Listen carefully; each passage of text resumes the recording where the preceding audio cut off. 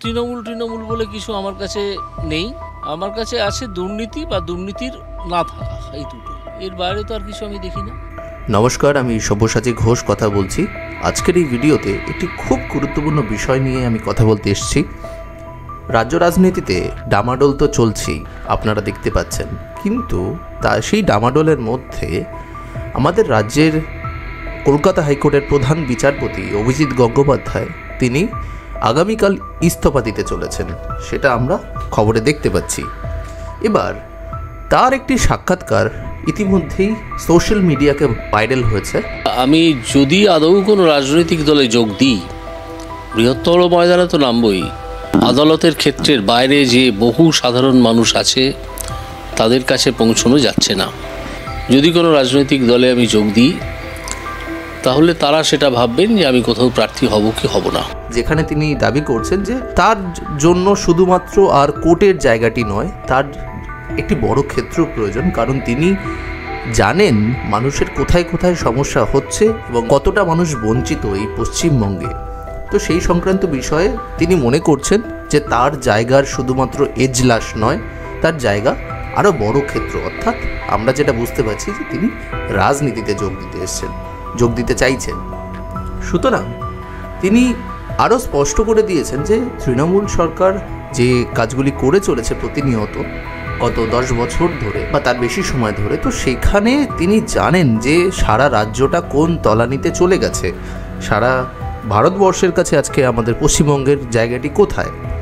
এবারে আরেকটি জিনিস ভাববার বিষয় যে অভিজিৎ গঙ্গোপাধ্যায়ের কিন্তু আর খুব বেশি দিন নেই রিটায়ারমেন্ট করার।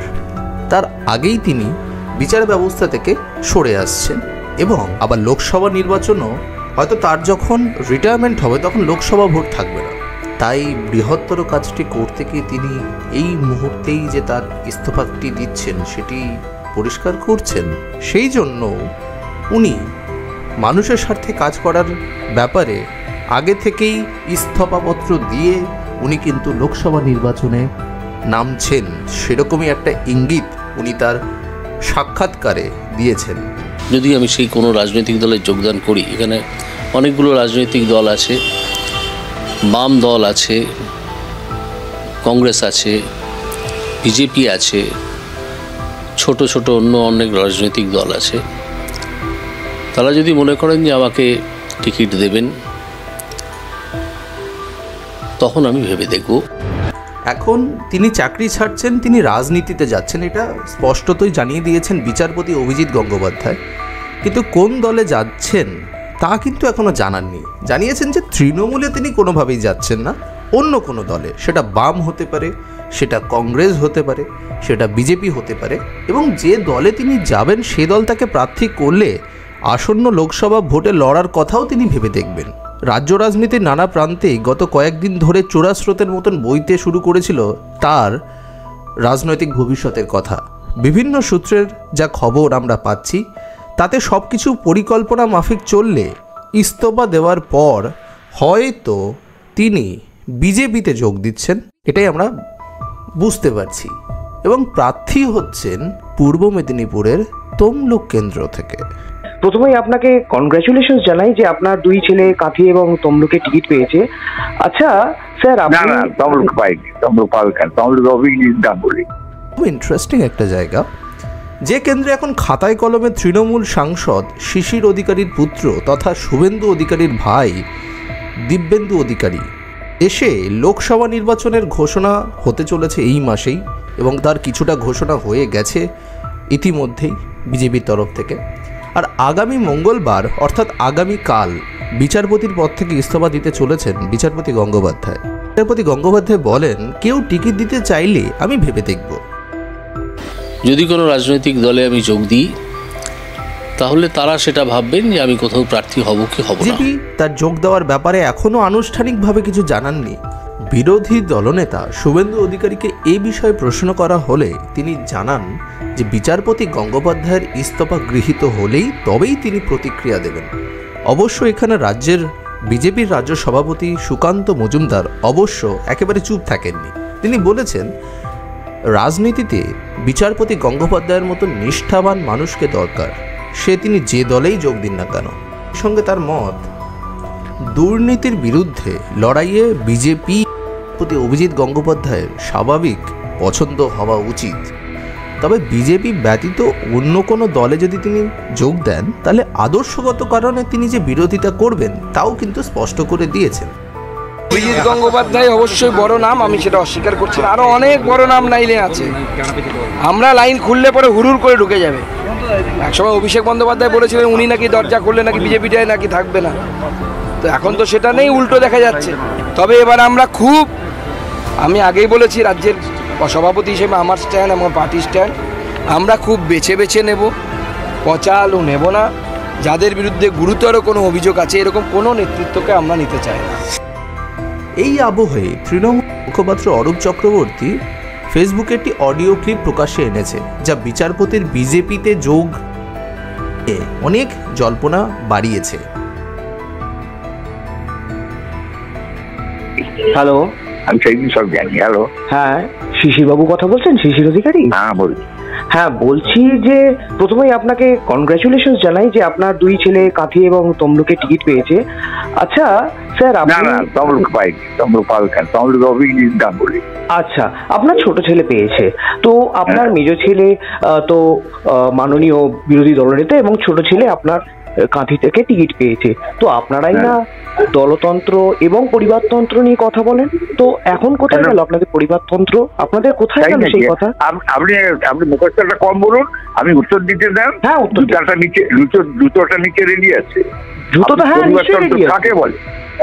কাকে বলে পরিবারতন্ত্র? আপনি চৌপচস্য লেজ্জ পেয়েও খেলেন তৃণমূলের, আপনার ছেলে চৌপচস্য লেজ্জ পেয়েও খেলেন। শাসক দলের দাবি, ফোনালাপের ওই অডিও ক্লিপে শুভেন্দুর পিতা শিশির সামনে তিনি স্বীকার করে নিয়েছেন যে তমলুক থেকে বিচারপতি গঙ্গোপাধ্যায়ই দাঁড়াচ্ছেন বিজেপির টিকিটে।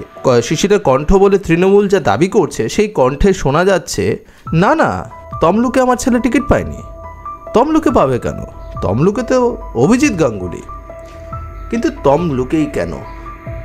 আপনি ভেবে দেখুন, বিচারপতি গঙ্গোপাধ্যায়কে যদি তমলুক থেকে প্রার্থী করার ব্যাপারে ভাবনা চিন্তা হয়ে থাকে তাহলে এর নেপথ্যে রয়েছে বিচারপতি গঙ্গোপাধ্যায়ের পেশা। তিনি নিয়োগ দুর্নীতি মামলা সামলেছেন অনেক দিন এবং বিভিন্ন সাড়া জাগানো পিটিশন নির্দেশ দিয়েছেন। বঞ্চিত চাকরি প্রার্থীদের মনে আশা ভরসা অনেক জুগিয়েছেন যে তারা বিচারও পাবেন। ঘটনাচক্রে বঞ্চিত চাকরি প্রার্থীদের একটা বিরাট অংশ পূর্ব মেদিনীপুরের। শুধু তাই নয়, তাদের মধ্যে বেশিরভাগই আবার তমলুকের, যাদের বিচারপতি গঙ্গোপাধ্যায়ের উপর অগাধ আস্থা রয়েছে। এই দিকটি নজর রেখেই হয়তো বিচারপতি গঙ্গোপাধ্যায়কে তমলুক থেকে দাঁড় করানোর কথা ভাবতে পারে বিজেপি। এর সঙ্গে আরও একটি অভিমত রয়েছে। অনেকের দাবি, প্রাথমিকভাবে মনে করা হয়েছিল শুভেন্দুর দুই ভাই সৌমেন্দু এবং দিব্যেন্দুকে এবারের লোকসভা ভোটে প্রার্থী করতে পারে বিজেপি। সৌমেন্দু গত বিধানসভা নির্বাচনের আগেই বিজেপিতে যোগ দিয়েছিলেন, কিন্তু দিব্যেন্দু এখন খাতায় কলমে তৃণমূলের সাংসদ। ঘটনাচক্রে সেই তমলুকেরই সাংসদ তিনি। কিন্তু তার সঙ্গে শাসক দলের যে আর কোনো সম্পর্ক নেই তার রাজ্য রাজনীতিতে কারো অজানা নয়। এবার সৌমেন্দুকে বিজেপি কাঁথি থেকে প্রার্থী করার পর জল্পনা তৈরি হয়েছিল যে দিব্যেন্দু বিজেপিতে যোগ দিয়ে তমলুক থেকে দাঁড়াতে পারেন। কিন্তু বিচারপতি গঙ্গোপাধ্যায় যদি তমলুকের প্রার্থী হন তাহলে দিব্যেন্দুর আর হচ্ছে না, অন্তত পূর্ব মেদিনীপুরে। এক্ষেত্রে দিব্যেন্দুর রাজনৈতিক ভবিষ্যৎ কি হবে তা নিয়ে অবশ্য কেউ এখানে মতামত দিতে চাইছেন না। তবে কারো কারো মত, দিব্যেন্দু তমলুক থেকে বিজেপির টিকিটে দাঁড়ালে তৃণমূল থেকে জোরালোভাবে পরিবারতন্ত্রের যে অভিযোগটা তুলতে পারত, অভিজিৎ গঙ্গোপাধ্যায় দাঁড়ালে সেই বিষয়ক যে অস্ত্রটি সেটা অনেকটাই ভোতা হয়ে যাবে তৃণমূলের ক্ষেত্রে। এদিকে রবিবার বিচারপতি গঙ্গোপাধ্যায়ের সাক্ষাৎকারের পর তৃণমূলের কুণাল ঘোষ বলেন যে ভেবে ভালো লাগছে যে আমি যে কথা ওকে বলেছিলাম উনি সেই মর্মেই এগোচ্ছেন, ফলে এটাও প্রতিষ্ঠিত হওয়ার সম্ভাবনা থাকছে ওর যে রায় বা পর্যবেক্ষণ ছিল তা কিন্তু রাজনৈতিক। রাজ্যের মন্ত্রী ফিরহাদ হাকিম বলেন যে আমি বারবার বলতাম ওই চেয়ারে বসে উনি যে মন্তব্যগুলো করতেন তা করা যায় না। এবার যদি উনি কোনো রাজনৈতিক দলে যান তাহলে রাজনৈতিক লড়াই হবে। আমি জানি না শুভেন্দু কতটা পারবে, কিন্তু আমার কাছে তমলুকে তৃণমূলই জিতবে। তাই উনি জাস্টিসের যে সিট ছেড়ে যদি হেরে যান এটাতে আমাদেরও খুব খারাপ লাগবে। বিচারপতি গঙ্গোপাধ্যায়ের বিজেপি প্রার্থী হওয়ার জল্পনা আরও বাড়িয়েছে 2 তারিখের ঘনিষ্ঠতা। একবার ভেবে দেখুন, গত বুধবার শুভেন্দু জানিয়েছেন আগামী 7ই মার্চ বড় যোগদান হতে চলেছে বিজেপিতে। ঘটনাচক্রে বিচারপতি গঙ্গোপাধ্যায় ইস্তফা দেবেন 5 তারিখ। এতে 2-2 4 দেখছেন অনেকে। আবার অনেকে প্রশ্ন রাখছেন, রাজনৈতিক অঙ্কে সবসময় 2-2 4 হয় কি? আপনার কি মতামত? এই ভিডিওটি যদি ভালো লাগে তাহলে ভিডিওটিতে একটি লাইক করুন, যদি ভিডিওটি আরও ভালো লাগে তাহলে ভিডিওটি শেয়ার করুন, আর চ্যানেলটি যদি সাবস্ক্রাইব না করে থাকেন তাহলে দয়া করে সাবস্ক্রাইব করবেন। ধন্যবাদ। আবার একটি ভিডিওতে দেখা হচ্ছে।